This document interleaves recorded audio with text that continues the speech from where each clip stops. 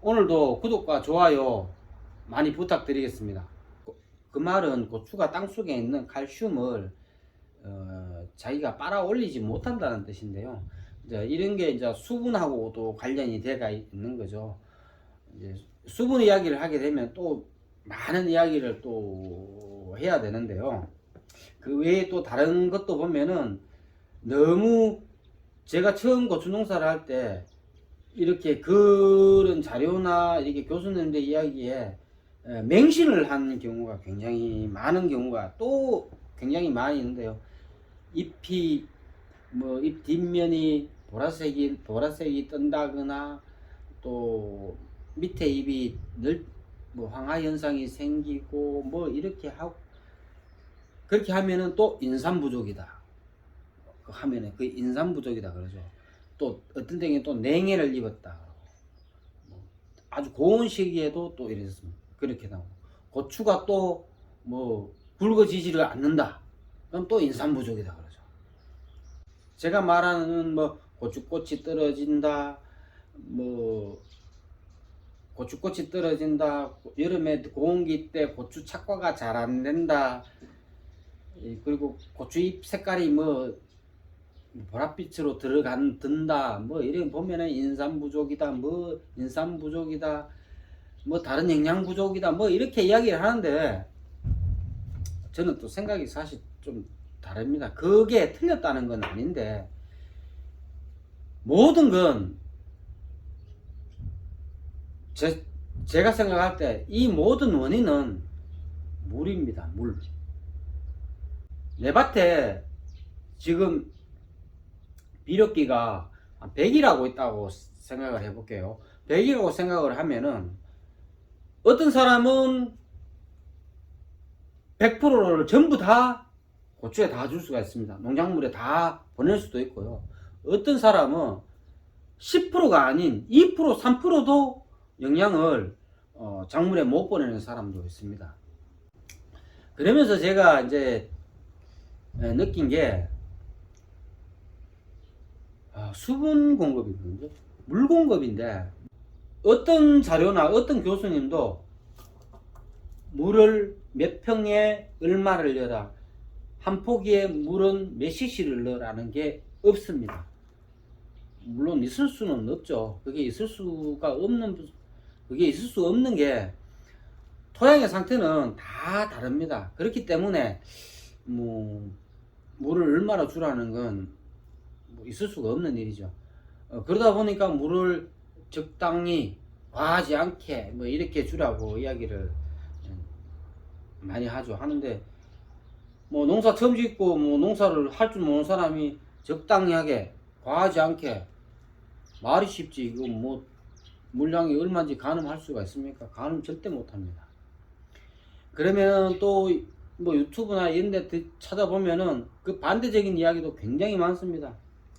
과습해서 뿌리가 다 죽었니, 또 장마철에는 고추는 가뭄을 좋아하니까 가뭄 때는 고추 수확을 할 수 있지만 장마가 지거나 비가 많이 오면은 뭐 고추 수확이 안 된다. 탄저가 많이 와서 고추 수확이 안 된다. 그래서 고추는 물을 많이 주면 안 된다.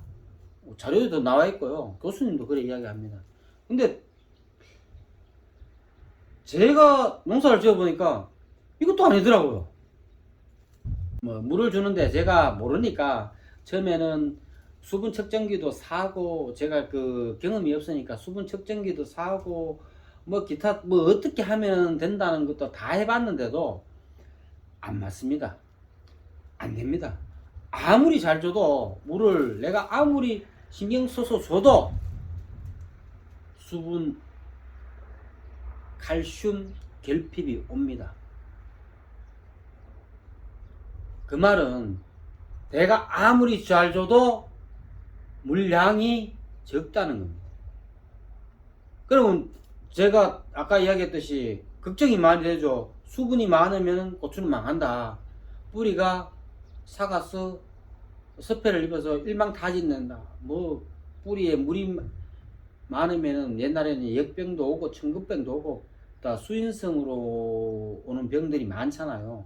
탄저병도 오고 뭐 이러니까 고추에 뭐 물이 많으면 일망타진된다는 이런 생각을 가지니까 물을 주는데 굉장히 조심하게 됩니다. 아직까지도 그렇습니다. 저는 아직까지도 물 주는데 조심스럽습니다. 지금 다행히 노지는 제가 한 10년간 물 주는 데이터를 가지고 있으니까 내 밭에는 물을 아무리 많이 줘도 괜찮다는 걸 알고 있으니까 이제 물을 뭐 거의 매일 줍니다. 그러니까 고추 농사가 정말 잘 됩니다. 제가 고추 농사를 지으면서 한 단계 완전히 점프를 한 적이 있었는데요. 그게 물을 많이 줬을 때 점프를 했습니다. 완전 단계가 업이 됐습니다. 제 밭 같은 경우는 자갈이 많이 있어서 물 빠짐이 굉장히 좋습니다.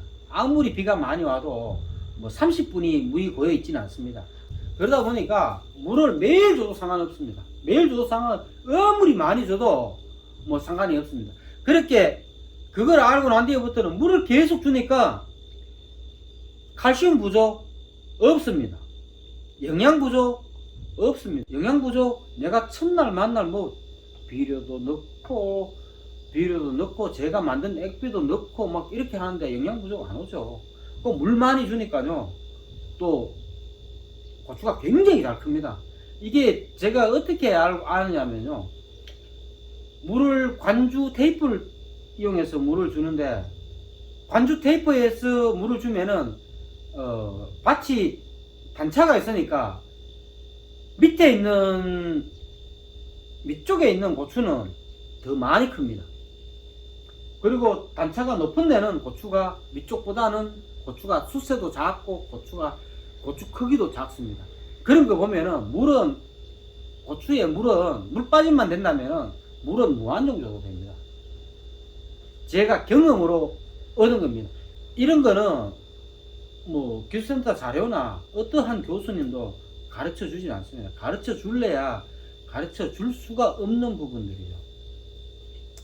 그러면서 제가 이제 물 이야기를 하면은 굉장히 많은데요. 또 고추에 물을 많이 주면은 나중에 고추가 익을 때쯤 되면 고추가 터진다고 하죠. 고추가 이렇게 열과가 생긴다고 하죠. 그것도 아닙니다. 저는 확실하게 이야기할 수 있습니다. 아닙니다. 고추가 열과가 생기는 거는 첫날 만나 가물고 고추가 물을 실컷 못 먹고 물에 굶주려가 있다가 조금씩 물을 먹다가 물을 갑자기 장마철이 되어갖고 물이 갑자기 많이 들어간다. 그러면은 갑자기 물을 확 땡깁니다. 그러면은 고추가 이제 과육이 늘어나면서 고추가 이제 열과가 생기죠. 터지죠. 그런데 저 같은 경우는 물을 매일 첫날 만날 물을 많이 주니까 고추가 물에 욕심을 낼 이유가 없습니다.